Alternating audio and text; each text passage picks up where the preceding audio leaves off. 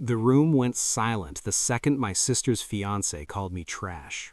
Not joking, not by accident, in front of her guests, her family, my blood. Champagne glasses froze midair, smiles collapsed. And that was the moment I realized this engagement party wasn't about love anymore. It was about who was about to lose everything and who finally stopped staying quiet. My name is Ryan Holloway, and this is the night my own family learned what I'd really been carrying. My name is Ryan Holloway, and I still remember the exact moment the room turned cold. The engagement hall smelled like champagne and eucalyptus, cheap centerpieces pretending to be expensive. Light bounced off crystal glasses, soft music floating through the air like everything in the world was perfectly in place. Except it wasn't. My sister, Laya, sat at the head table in a pale blue dress, hands folded neatly in her lap like she was attending a recital instead of her own celebration. Her smile looked practiced, careful, like it had been adjusted too many times in the mirror. Next to her stood her fiancé, Marcus, microphone in hand, relaxed, smiling the way men do when they believe the room belongs to them. He was halfway through his toast when his eyes landed on me, and he paused, just long enough for people to notice. "Of course," he said with a chuckle, "not everyone here comes from the same standards." A beat. "Some people are just low-class trash who get lucky standing near better families." The word trash slid out too smoothly. Laughter rippled across the room, not loud, not honest, nervous, polite, the kind people use when they don't want trouble. My sister didn't look at me. She adjusted her ring. That hurt more than the insult. I felt my jaw tighten, not from anger at first, but from something older, that familiar pressure behind my ribs, the one that comes from being tolerated instead of respected. I wore my only suit. I'd earned it twice over. I told myself I was here to support her, not to belong. Marcus lifted his glass toward me. "No offense, man." That was the offense. I noticed small things then. The way the lights flickered, the way the DJ pretended to check cables, the way my water glass trembled in my hand. I didn't stand right away. People expect anger to be loud, flipped tables, shouted apologies, dramatic exits. Mine wasn't like that. Mine settled. It pulled inward, like the ocean disappearing before it comes back wrong. Marcus turned back to the crowd, satisfied. The band filled the space, forks clinked, conversations restarted, avoiding my side of the room like I'd become contagious. Then my sister finally looked at me, not with concern, with calculation. And that's when I pushed my chair back, slowly. The legs scraped against the floor, sharp enough to cut through the music. A few heads turned when the chair scraped the floor. I straightened my jacket, feeling the thin, hard edge in my inner pocket press against my ribs like a quiet reminder. Not heavy, not dramatic, just real. As I walked toward the stage, my shoes stuck slightly to the floor, spilled champagne, sugar drying into glue. Every step sounded louder than it should have, intentional, unavoidable. Marcus noticed me halfway there. His smile tightened. Hey, we're all just having fun tonight." Fun. I climbed the steps. The lights burned brighter up close, bleaching faces, hiding reactions. I could smell his cologne now. Expensive, aggressive, trying too hard. He leaned in and whispered, "Don't embarrass yourself." Behind him, my sister's fingers twisted together in her lap. She didn't stop me. She didn't warn him. Marcus tried to lower the microphone, but I gently took it from him. Not forceful, not rushed. Calm. The room went silent again. Not awkward silent, waiting silent. I didn't raise my voice. I didn't insult him back. I looked out at the crowd, family, coworkers, strangers who had already decided who I was without ever asking. Then I said, "Since we're talking about standards, I think it's time everyone understood why I am actually here tonight." My sister's face drained of color. Marcus finally realized I hadn't come empty-handed.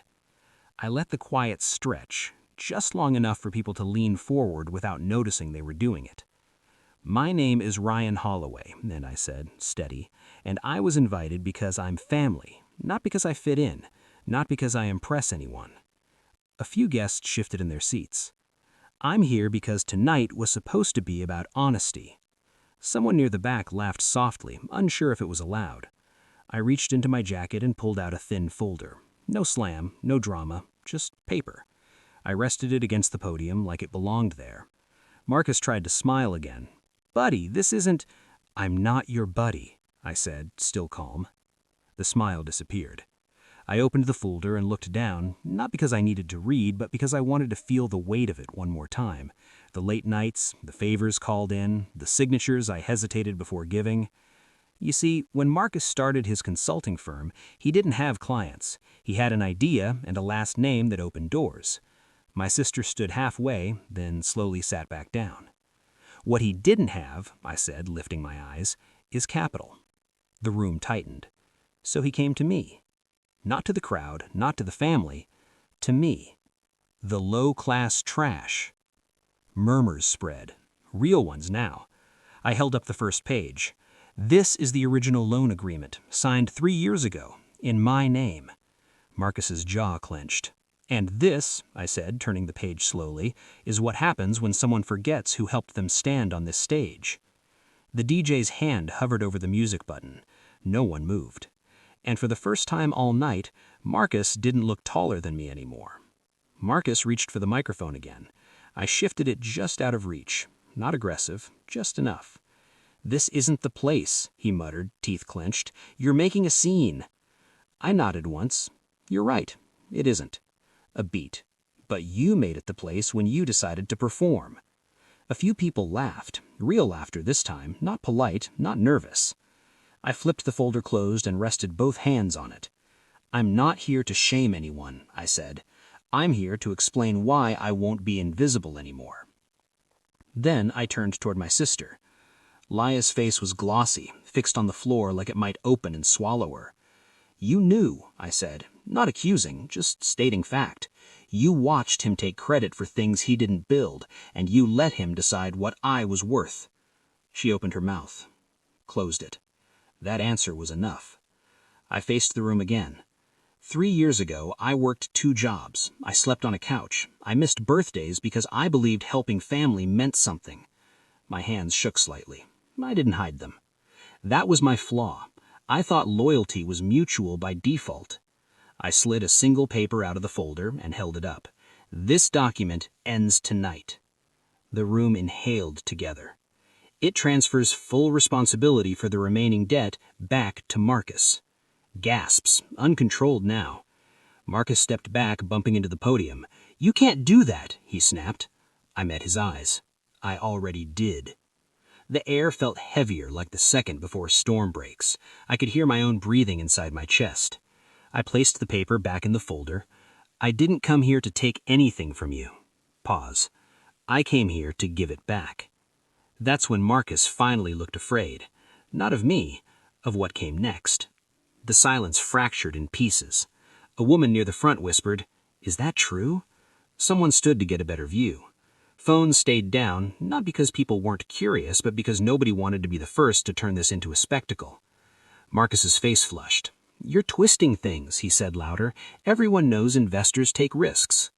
I nodded once. "They do." A step closer. "And they own them." I reached into the folder again, slower this time, and pulled out a second document. "This is the notice I filed this afternoon. It removes my name from any future liability." I tapped the page gently. "I kept the timing respectful. I didn't want to ruin your night." That earned a bitter laugh somewhere in the crowd. My sister finally stood. "Ryan, please," she said, voice cracking. "We can talk about this later." I looked at her. Really looked. The sister who borrowed my hoodie in high school, the one who knew exactly how much that money had cost me. "This is later," I said softly. Marcus stepped closer, lowering his voice, hissing, "You think this makes you look better, walking up here like you're some kind of hero?" I met his stare. Not a hero. A beat. Someone who knows his value. And that landed harder than anything else I'd said all night. I handed Marcus the folder. He hesitated before taking it, like the paper might burn. "I'm done being useful only when I'm quiet," I said. "You wanted the stage, you can keep it." I turned away from the microphone, the lights warm on my back. Behind me, fabric rustled, shoes shifted. Then Marcus called my name again, not smiling, concerned. And that's when I realized something. I wasn't walking away from them. They were finally watching me leave. The hallway outside the ballroom swallowed sound. Carpet ate my footsteps like it had been waiting. I paused near a framed photo of the venue decades ago. Same chandeliers, different faces. People smiling because they thought moments like this lasted. I loosened my tie. My hands were steady now. That surprised me. Behind the doors, the engagement party restarted in pieces. Music first, then voices. Laughter stretched thin over something fragile. I didn't need to see it to know that Marcus would recover. Men like him always do. At least on the surface. What he wouldn't recover was certainty. I checked my phone as I walked. 3 missed calls, all from my sister. I didn't open them, not out of spite, but restraint. If I answered now, I'd say too much, or worse, something rehearsed. She deserved honesty, not performance. The exit doors pushed open with a soft rush of air. Cool night hit my face.